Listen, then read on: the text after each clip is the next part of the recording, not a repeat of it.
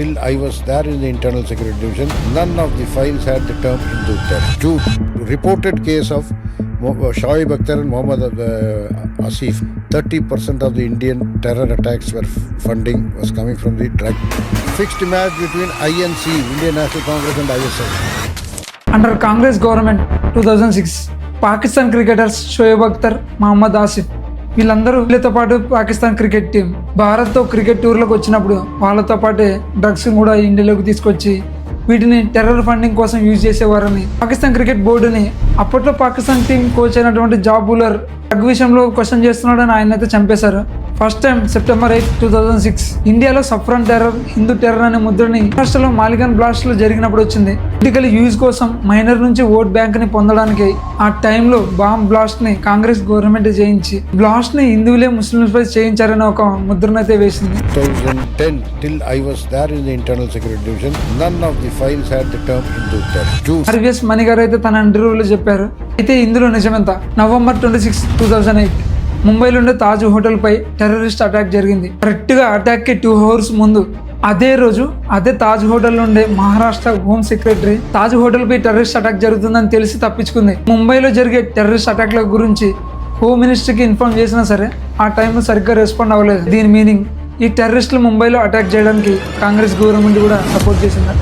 Recent గా జరిగిన ANI broadcast లో అండర్ హోమ్ సెక్రటరీ ఆఫీసర్ అయినటువంటి ఆర్వీఎస్ మణి గారు పాకిస్తాన్ క్రికెటర్స్ ఇండియాలోకి డ్రగ్స్ తీసుకురావడం, 2008 లో మాలిగన్ అటాక్ జరగడం, దాంతో పాటు తాజ్ హోటల్ పై టెర్రరిస్ట్ అటాక్ జరగడం, వీటన్నిటి వెనక కాంగ్రెస్ గవర్నమెంట్ హస్తం ఉందని ఆర్వీఎస్ మణి గారు అయితే పాడ్కాస్ట్ లో చెప్పడం జరిగింది. ఈ వీడియోలో మనం ఈయన చెప్పిన దాంట్లో ఎంత నిజమైందో ఫుల్ క్లారిటీగా తెలుసుకుందాం. మన ఇండియా 2012 వరకు పాకిస్తాన్ క్రికెట్ బోర్డుతో బయలేటరల్ సిరీస్ అయితే కండక్ట్ చేసేవాళ్ళు. పాకిస్తాన్ టెర్రరిజం వల్ల 2008 లో ముంబై జరిగిన అటాక్ వల్ల, అంతేకాకుండా ఇండియా పాకిస్తాన్ మధ్య పొలిటికల్ టెన్షన్స్ వల్ల ఇండియా ఆఫ్టర్ 2012 తర్వాత ఇండియా పాకిస్తాన్ తో అయితే బయలేటరల్ సిరీస్ అయితే కండక్ట్ చేయడం ఆపేసింది. అయితే పాకిస్తాన్ తో ఓన్లీ ICC కండక్ట్ చేసే వరల్డ్ కప్, ఏషియా కప్స్ మాత్రమే మన ఇండియా ప్రెసెంట్ పాకిస్తాన్ తో ఆడుతూ ఉంది. పాకిస్తాన్ క్రికెటర్స్ ఇండియాలో ఉండే టెర్రర్ ఫండింగ్ కోసం వాళ్ళు ఇండియాకి బయలేటరల్ సిరీస్ లో భాగంగా ఇండియాలో క్రికెట్ ఆడడానికి వచ్చినప్పుడు వాళ్ళతో పాటు డ్రగ్స్ కూడా క్యారీ చేసేవారు అనే issue first time IPL team లో ఆడే రాజస్థాన్ ప్లేయర్ అయినటువంటి మొహమ్మద్ ఆసిఫ్ తో స్టార్ట్ అయింది. ఇండియా పాకిస్తాన్ బోర్డుతో బయలేటరల్ సిరీస్ స్టాప్ చేయకముందు చాలా మంది పాకిస్తాన్ ప్లేయర్స్ అయితే ఇండియా IPL లో ఆడేవాళ్ళు. అందులో మొహమ్మద్ ఆసిఫ్ కూడా ఒకడు. 2008 లో ఈ మొహమ్మద్ ఆసిఫ్ ఢిల్లీ డేర్ డెవిల్స్ లో ఒక బౌలర్. June 1, 2008 ఇయర్ లో ఇండియాలో IPL సీజన్ అయిపోయింది. దాని తర్వాత IPL Delhi dare devils players అయినటువంటి మొహమ్మద్ ఆసిఫ్ పాకిస్తాన్ కి అయితే ఇండియా నుంచి రిటర్న్ అయ్యాడు. అయితే అప్పట్లో ముంబై నుంచి పాకిస్తాన్ కి డైరెక్ట్ గా ఫ్లైట్స్ లేవు. సో దానికోసం మొహమ్మద్ ఆసిఫ్ అయితే ఇండియాలో ఉండే ముంబై ఎయిర్పోర్ట్ నుంచి దుబాయ్ ఎయిర్పోర్ట్లో అయితే ల్యాండ్ అయ్యాడు. ఇక్కడ అసలు మ్యాటర్ స్టార్ట్ అయింది. అప్పుడే దుబాయ్ పోలీసులు మొహమ్మద్ ఆసిఫ్ను అయితే పట్టుకున్నారు. ఎందుకంటే మొహమ్మద్ ఆసిఫ్ తనతో పాటు తన పాకెట్లో ఓపీఎం అయితే క్యారీ చేస్తున్నాడు. సో దీని తర్వాత మొహమ్మద్ ఆసిఫ్ని అయితే దుబాయ్ పోలీసులు 9 రోజుల పాటు జైల్లో అయితే వేశారు. ఈ ఇష్యూ తర్వాత మొహమ్మద్ ఆసిఫ్ని పాకిస్తాన్ క్రికెట్ బోర్డు ఎలాగోలా కష్టపడి మొహమ్మద్ ఆసిఫ్ని అయితే విడిపించుకుంది. ఇక్కడ ఆర్వీఎస్ మణి గారు చెప్పినట్టు reported case of Shoaib Akhtar and Mohammad Asif. 30% of the Indian terror attacks were funding was coming from the drug. మనందరికి వచ్చే డౌట్ ఏంటంటే మొహమ్మద్ ఆసిఫ్ ఫస్ట్ దుబాయ్కి స్టార్ట్ అయింది ఇండియాలో ఉండే ముంబై ఎయిర్పోర్ట్ నుంచి. అయితే మొహమ్మద్ ఆసిఫ్ని పట్టుకుంది మాత్రం దుబాయ్ ఎయిర్పోర్ట్ లో. అయితే ఇండియాలో మొహమ్మద్ ఆసిఫ్ని పోలీసులు ఎందుకు పట్టుకోలేకపోయారు? దీని అర్థం మొహమ్మద్ ఆసిఫ్ డ్రగ్స్ ని క్యారీ చేయడానికి సపోర్ట్ చేశారు. అట్టుగా ఇదే టైంలోనే పాకిస్తాన్ క్రికెట్ కోచ్ అయినటువంటి బాబ్ బులర్ తన హోటల్లో శవమై కనిపించాడు. తర్వాత పాకిస్తాన్ క్రికెట్ బోర్డు దీనికి ఇచ్చిన ఆన్సర్ ఏంటంటే బాబ్ బులర్ హార్ట్ స్ట్రోక్ తో చనిపోయాడని అయితే ఒక స్టేట్మెంట్ ఇచ్చింది. అయితే 2008 లో పాకిస్తాన్ క్రికెట్ బోర్డు మీద వచ్చిన ఈ డ్రగ్ అబ్యూస్ టైంలో కూడా మన ఇండియాలో కాంగ్రెస్ గవర్నమెంటే అధికారంలో ఉంది. ఆర్వీఎస్ మణి గారు చెప్పినట్టు పాకిస్తాన్ క్రికెటర్స్ తమతో పాటు ఇండియాకి టూర్ల కోసం వచ్చినప్పుడు డ్రగ్స్ ని క్యారీ చేసి ఇండియాలో టెర్రర్ ఫండింగ్ కోసం యూజ్ చేసేవారు అన్న విషయానికి దీనికి చాలా సింక్ అవుతుంది. అయితే వీటన్నిటికి సంబంధించిన ప్రూఫ్స్ అనేటివి ఏమి ఇంకా గవర్నమెంట్ కానీ లేకపోతే పాకిస్తాన్ క్రికెట్ ఇన్వెస్టిగేషన్ టీమ్ కానీ ఫైండ్ చేయలేకపోయింది. Next Malegaon bomb blast. Maharashtra Nashik district లో మాలిగన్ అనే ఒక ఏరియాలో ఆ రోజు ఫ్రైడే, షబీ బరత్ అనే ఒక పవిత్రమైన రోజు. ఆ రోజు ముస్లిమ్స్ మాలిగన్ ఏరియాలో ఉండే ఒక మసీదులో తమ ప్రేయర్స్ ని కంటిన్యూ చేస్తూ ఉన్నారు. ఎగ్జాక్ట్ గా 1:15 ఒక సైకిల్, ఆ సైకిల్ పై బాంబ్ బ్లాస్ట్ కి సంబంధించిన ఎక్విప్మెంట్స్ ని మొత్తం సెట్ చేసుకొని ఆ మసీదు గుండా తొక్కుతూ ఒక పర్సన్ వచ్చాడు. ఎగ్జాక్ట్గా 1:15 టైంలో సైకిల్ ఎక్కుతున్న పర్సన్ ఆ మసీద్ ముందు వచ్చి బాంబ్ బ్లాస్ట్ అయితే చేయడం జరిగింది. అంతేకాకుండా మసీద్ చుట్టూ బాంబ్ బ్లాస్ట్ కి సంబంధించిన డివైసెస్ అన్ని సెట్ చేసి మరీ బాంబ్ బ్లాస్ట్ అయితే చేశారు. ఈ బాంబ్ బ్లాస్ట్ లో ఆల్మోస్ట్ 31 మెంబర్స్ చనిపోయారు.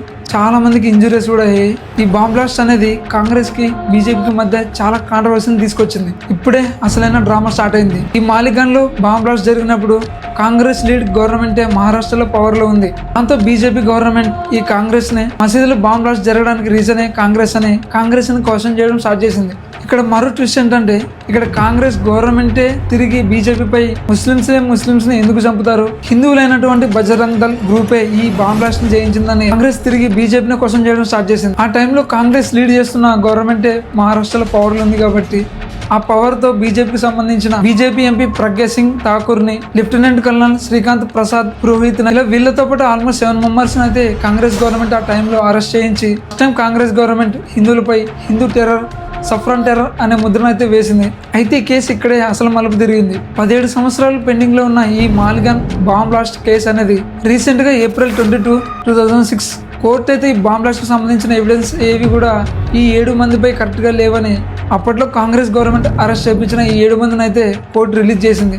దీని మీనింగ్ మాలిగాన్ బాంబ్ బ్లాస్ట్ వెనక కూడా కాంగ్రెస్ హస్తం ఉందని RVS మణి గారు అన్నమాట. I have been saying that this is a false case. It looked as if there was a preconceived script and they were working as per the script. నిజమే అనిపిస్తుంది. Exact గా 60 గంటలు 10 మంది టెర్రరిస్టులు ముంబై నుండి తాజ్ హోటల్ని 26/11/2008 ఇండియన్ హిస్టరీలోనే ప్రీ ప్లాన్డ్ గా ఎలా attack జరిగింది. ఈ ముంబైలో జరిగిన ఈ టెర్రర్ అటాక్ లో ఈ టెర్రరిస్టులు ఆల్మోస్ట్ 10 మంది ఉన్నారు. వీళ్ళంతా పాకిస్తాన్ నుండే లష్కర్ ఈ ట్రైబా అనే టెర్రరిస్ట్ గ్రూప్ కి చెందిన వాళ్ళు. పాకిస్తాన్ లో వీళ్ళందరినీ ఇండియాలో ఉండే ముంబైలో ఉండే చాలా ప్లేస్ ని అటాక్ చేయడానికి రిక్రూట్ చేసుకున్నారు. దానికోసం లష్కర్ ఈ ట్రైబా, పాకిస్తాన్ ఆర్మీ కలిసి వీళ్ళందరికీ ఎలా స్విమ్మింగ్ చేయాలి, ఎలా అటాక్ చేయాలి, ఎలా తప్పించుకోవాలి, ఫిజికల్గా మెంటల్గా జిహాద్ అనే ఆలోచనలతో వీళ్ళందరికీ బాగా ట్రైనింగ్ ఇచ్చారు. తర్వాత ఈ 10 మంది టెర్రరిస్టులు పాకిస్తాన్లో ఉండే కరాచీ నుంచి ఇండియాలో ఉండే ముంబైకి అయితే సీ రూట్ నుంచి స్టార్ట్ అయ్యారు.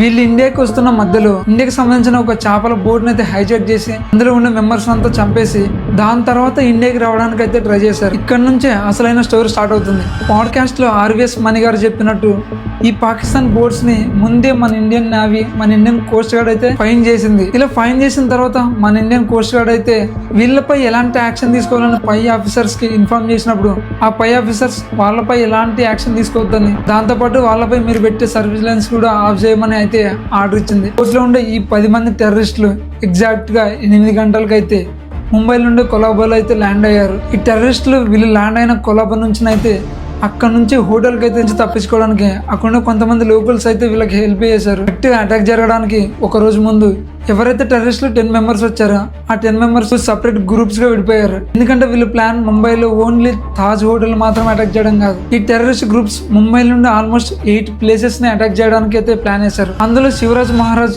టెర్మినల్, ట్రైడెంట్ హోటల్, ముంబై నుండి తాజ్ హోటల్, ఇలా 8 ప్లేసెస్ ని అటాక్ చేయడానికి అయితే ఈ టెర్రరిస్టులు అయితే ప్లాన్ చేశారు. సో November 26, 2008 అనుకున్నట్లుగానే టెర్రరిస్టులు ముంబైలో అయితే డిఫరెంట్ ప్లేసెస్ లో అటాక్ చేయడం స్టార్ట్ చేశారు. ఈ ముంబై అటాక్స్ జరుగుతున్న టైంలో మన ఇండియాలో కాంగ్రెస్ గవర్నమెంట్ పవర్ లో ఉంది. అందులో మన్మోహన్ సింగ్ గారు ప్రైమ్ మినిస్టర్ గా, హోమ్ మినిస్టర్ శివరాజ్ పటేల్ అధికారంలో ఉన్నారు. RVS మణి గారు చెప్పినట్టు ఈ 10 మంది టెర్రరిస్టులు ముంబైలో అటాక్లను స్టార్ట్ చేసినప్పుడు ఈ విషయం ఇండియన్ గవర్నమెంట్ కి అయితే తెలిసింది. అయితే ముంబైలో తాజ్ హోటల్లోకి ఈ టెర్రరిస్టులు ఎగ్జాక్ట్ గా 9:44 అయితే హోటల్లోకి ఎంటర్ అయ్యారు. టెర్రరిస్టులు హోటల్లోకి ఎంటర్ అయినప్పుడు హోటల్లో కేవలం 6 మంది పోలీసులు మాత్రమే హోటల్ సెక్యూరిటీగా ఉన్నారు. ఎప్పుడైతే ముంబైలో ఈ అటాక్ స్టార్ట్ అయిందో దాని తర్వాత ఇండియన్ గవర్నమెంట్ అలర్ట్ అయ్యి ఈ అటాక్ ని ఆపడం కోసం NSG కమాండ్ అయితే ఇండియన్ గవర్నమెంట్ రెడీ చేసింది. రెడీ అయినట్లుగానే ఈ NSG కమాండ్స్ ఢిల్లీ నుంచి ముంబైకి రావాలి. ఢిల్లీ నుంచి వెంటనే ముంబైకి అయితే స్టార్ట్ అవ్వలేదు. అప్పుడే NSG కమాండ్స్ ఒక ఫోన్ కాల్ వచ్చింది. నేను కూడా మీతో పాటు వస్తానే హోమ్ మినిస్టర్ శివరాజ్ పటేల్ నుంచి ఈ NSG కమాండ్ కి అయితే ఫోన్ కాల్ వచ్చింది. సో ఎయిర్పోర్ట్ లో రెడీగా ఉన్న ఈ NSG commands home minister Shivraj Patel కోసం అయితే వెయిట్ చేస్తూనే ఉన్నారు. అప్పటికే చాలా లేట్ అయింది. అయినా సరే హోమ్ మినిస్టర్ ఇంకా ఎయిర్పోర్ట్కి రాలేదు. ఈ NSG commands home minister order కోసం తిరిగి ఎన్నిసార్లు కాల్ చేసినా సరే హోమ్ మినిస్టర్ గారు రెడీ అవుతున్నారు, ఇంకా షూస్ వేసుకుంటున్నారు, బయలుదేరుతున్నారు, పడుకుంటున్నారు అనే రీజన్స్ అయితే NSG కమాండ్స్ కి చెప్పడం జరిగింది. మరోవైపు తాజ్ హోటల్కి ఎంటర్ అయిన ఈ టెర్రరిస్టులు అక్కడ సెక్యూరిటీగా ఉండే 6 మంది పోలీసులను అయితే చంపేశారు. ఈ టెర్రరిస్టులు వాళ్ళతో పాటు తెచ్చుకున్న గ్రైనేడ్స్ అయితే హోటల్ ఫ్లోర్స్ పై విసిరి అక్కడ ఉండే రూమ్స్ ని బ్లాస్ట్ చేయడం స్టార్ట్ చేశారు. అప్పటికే టెర్రరిస్ట్ ఆ హోటల్ నుండి చాలా మంది పీపుల్స్ ని అయితే చంపేశారు. ఇప్పుడే ఒక ఇంట్రెస్టింగ్ విషయం ఏంటంటే ఈ టెర్రరిస్టులు ఎగ్జాక్ట్ గా హోటల్లోకి రావడానికి ముందే అదే హోటల్లో మహారాష్ట్ర హోమ్ మినిస్టర్ సెక్రటరీ అయితే ఉంది. ఎప్పుడైతే తనకి ఈ తాజ్ హోటల్ పై అటాక్ జరుగుతుందని తెలిసిందో ఆ సెక్రటరీ ఎగ్జాక్ట్ గా 3 గంటలకే అక్కడ నుంచి ఖాళీ చేసి వెళ్ళిపోయింది. అంటే ఈ ఆఫీసర్ కి తాజ్ హోటల్ పై టెర్రరిస్ట్ చేసే అటాక్ ముందే తెలిసిందన్నమాట. ఈ ఆఫీసర్కి ఈ విషయం తెలిసినా సరే ఇండియన్ గవర్నమెంట్కి కానీ స్టేట్ గవర్నమెంట్కి కానీ ఇన్ఫార్మ్ చేయలేదు. అయితే ముంబైలో టెర్రరిస్టుల అటాక్ టైంలోనే అటు స్టేట్లోనూ ఇట్లా ఇండియాలోనూ కాంగ్రెస్ లీడ్ గవర్నమెంటే పవర్లో ఉంది. మరోవైపు ఈ టెర్రరిస్టులు ముంబైలోనే తాజ్ హోటల్ పై అటాక్ చేసి ఆల్మోస్ట్ 10 అవర్స్ అయింది. అప్పటికే స్టిల్ స్టేట్ గవర్నమెంట్ నుంచి ఎలాంటి ప్రాపర్ యాక్షన్ లేదు. ఎయిర్పోర్ట్ లో ఉండే ఎన్ఎస్జీ కమాండ్స్ తిరిగి మళ్ళీ హోమ్ మినిస్టర్ కి కాల్ చేసినా సరే అక్కడ నుంచి సరైన రెస్పాన్స్ రావడం లేదు. అదే టైంలోనే ఫ్లైట్ యొక్క టెక్నికల్ ఇష్యూస్ వల్ల ఎన్ఎస్జీ కమాండ్స్ ఢిల్లీ నుంచి ముంబైకి రావడానికి చాలా అవర్స్ అయితే లేట్ అయింది. ముంబైలో టెర్రరిస్టులు అటాక్ చేసిన 1 డే తర్వాత అంటే 27/11 ఉదయం 8 గంటలకి మన ఇండియన్ కమాండ్ అయితే తాజ్ హోటల్ ని చేరుకుంది. కమాండర్స్ ముంబైలో ల్యాండ్ అయిన తర్వాత ముంబైలో అయితే డిఫరెంట్ ప్లేస్లో అయితే అటాక్ జరుగుతుంది. సో ఈ డిఫరెంట్ గా విడిపోయి ఈ అటాక్స్ ని స్టాప్ చేయడానికి అయితే మన ఇండియన్ కమాండ్స్ ప్లాన్ వేశారు. దానిలో భాగంగా ఈ తాజ్ హోటల్ దగ్గర ఉండే ఎన్ఎస్జీ కమాండ్స్ వాళ్ళ ఆపరేషన్ అయితే స్టార్ట్ చేశారు. అయితే టెర్రరిస్టులను ఆపడానికి ప్రజెంట్ ముంబైలో ఉండే ఎన్ఎస్జీ కమాండ్స్ గ్రూప్ అనేది సరిపోలేదు. సో దానికోసం ఫుల్ ఆపరేషన్ చేయడానికి నెక్స్ట్ డే 28న ఎన్ఎస్జీ కమాండ్స్ తో ఉండే 3 ఫ్లైట్స్ ముంబైలో ల్యాండ్ అయ్యాయి. ఇక్కడ అందరికి వచ్చే డౌట్ ఏంటంటే ముంబైలో అటాక్ జరిగిన ఫస్ట్ రోజే ఈ ఫుల్ పొటెన్షియల్ గా ఎన్ఎస్జీ కమాండ్స్ ఎందుకు ముంబైకి రాలేదు? అడిషనల్ కమాండ్స్ ముంబైలోకి రావడానికి ముందే ఈ టెర్రరిస్టులు ముంబైని చాలా డేంజరస్ గా తయారు చేశారు. అయితే ముంబైలో టెర్రరిస్ట్ అటాక్స్ జరుగుతున్న టైంలో ముంబైలో కాంగ్రెస్ లీడ్ గవర్నమెంట్ అయితే పవర్లో ఉంది.